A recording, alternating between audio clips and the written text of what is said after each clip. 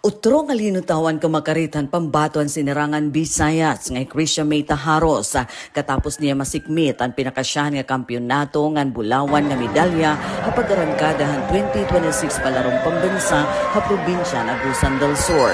Gindominar hanti sulod nga grade 10 nga estudyante nga atleta han Tanawa National High School Tanawan Leyte ang secondary girls 3,000 meter athletic event. Diniging pakita niyan waray pagkabutlaw ng determinasyon ha track ng gimbayaan na niya mga kakompetensya, di ka nga magkalain-lain nga rehiyon hang nasod.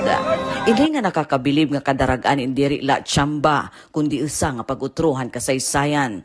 Hitaharos liwat ang nakakuhan pinakauna nga gold na pareho nga kategorya durante ang 2025 palarong pambansa Ilocos Norte ha naglabay nga tuig. Tungod din nga iya back-to-back nga titulo, gimpamatudan han Pride in Eastern Visayas, ngan pagiging determinado ngan porsigido at training aniyawi han kalampusan.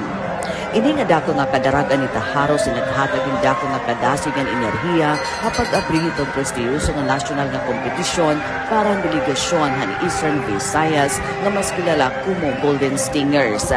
Ginpapamatudan lahini nga ang rehiyon Ocho hindi rin napauriya pag-abot itong paisan-isa na sport ni track and field nga nagpapabilin nga alerto kapag alsahiton ngaran han rehiyon ang national nga kompetisyon. Para Habagong Pilipinas, Daisy Lalosa Bilizar, Radyo Pilipinas, Radyo Publiko, Borongan.